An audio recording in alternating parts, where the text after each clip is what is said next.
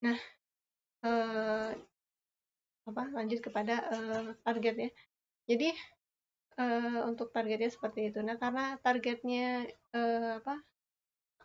ingin memperluas mangsa pasar, sehingga dari yang istilahnya middle up ya, kebutuhan si Dior itu middle up, karena ingin menjamah ke kelas ekonomis, ya kita bikin yang diiklankan oleh Via Valen itu ya. Jadi Deo yang kemasannya ekonomis. Ya. Sehingga pangsa pasarnya lebih luas gitu ya. Nah, kemudian portfolio strateginya ya. Jadi kita harus tahu ya bagaimana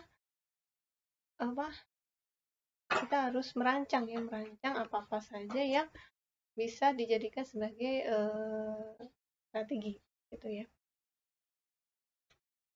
Nah, kemudian hal-hal apa saja yang perlu dilakukan sebelum melakukan shifting ya. Yang pertama adalah melakukan analisis pasar ya. Jadi kebutuhan pasar itu seperti apa ya. Terus yang kedua adalah proportion dan brand. Ya, kita harus cari brandnya itu seperti apa. Terus kemudian sales and customer relationship. Ya, jadi penjualannya seperti apa, dan ya ini ya, customer relationship itu adalah ya hubungan dari customer ya. Jadi sehingga customer itu akan menciptakan loyalitas terhadap produk kita. Nah, yang pertama adalah analisis pasar ya. Kita akan melakukan yang pertama review ya. Yang kedua, tahu pangsa pasar yang utamanya apa. Yang ketiga, target jangka pendeknya itu seperti apa ya. Jadi jangka pendek itu jadi istilahnya kayak produksi juga. Jadi misalkan Anda punya bisnis misalkan rumah potong nih ya, ayam gitu di kios kecil gitu ya, cuma 50 sampai 100 ekor ya. Biasanya dipotong gitu ya, terus kemudian dijual ke orang sekitar. Itu jangka pendek ya. Istilahnya yang bisa cepat muter modalnya itu seperti apa gitu ya. Itu yang dimaksud dengan target jangka pendek. Terus kemudian susun ulang ya, menyusun bagaimana struktur pasarnya, kompetensi, dinamika, dan lain sebagainya. Nah, kemudian ada proposition brand ya. Sebelum melakukan strategi shifting ya, kita harus punya ya penilaian terhadap pasar ya, tentang produk yang dimiliki ya, tentang apa yang bisa diproduksi dan lain sebagainya. Nah, ini yang utama ya, sales and customer relationship. Jadi hubungan antar customer ya, jangan mengecewakan customer ya, karena kalau customer sekali kecewa ya biasanya sih nggak mau kembali ya, apalagi dengan barangnya. Misalkan Anda jualan nasi uduk ya, penjual nasi uduk banyak ya. Kalau misalkan Anda mengecewakan ya, saya beralih ke B, ke C, ke D, dan sebagainya. Nah, ini ya, bagaimana cara membangun relationship. Jadi yang pertama adalah satisfaction ya, kepuasan ya. Terus kemudian loyalty. Jadi kalau misalkan ini dikasih apa keramah tamahan, servis yang baik ya. Terus kemudian kalau misalkan ada cacat langsung diganti ya. Jadi istilahnya saling mendukung ya, saling mendukung satu sama lainnya.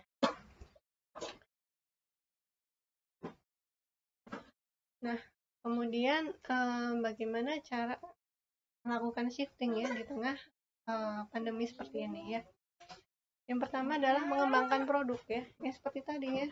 Kalau misalkan produknya dijual misalkan kemasan 1 liter ya, karena daya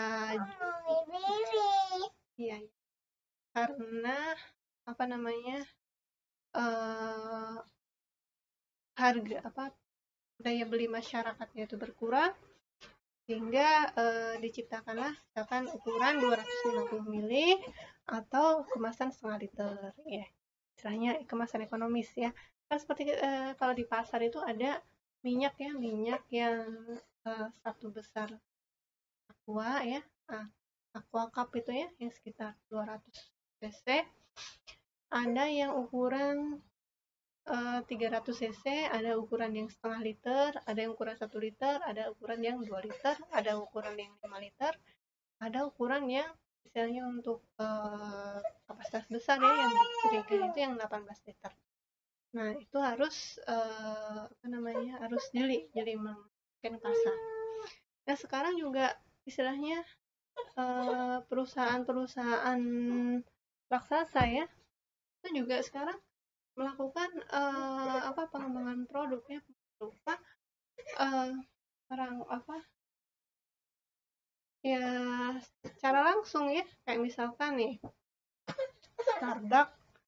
Starbucks sekarang ada Starbucks keliling ya, Starbucks keliling. Terus pizza ada pizza Hut yang jual 100.000 isi 4 ya.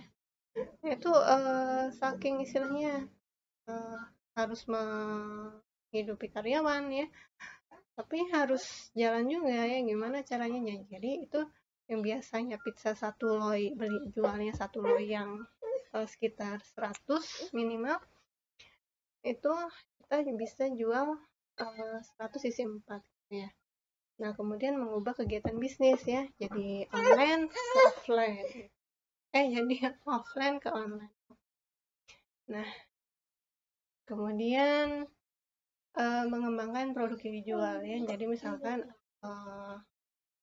ayam KFC gitu ya, yang mengikuti selera pasar ya, menciptakan ayam geprek ya, menciptakan misalkan sambal yang lain ya, selain saus sambal dan saus tomat gitu ya.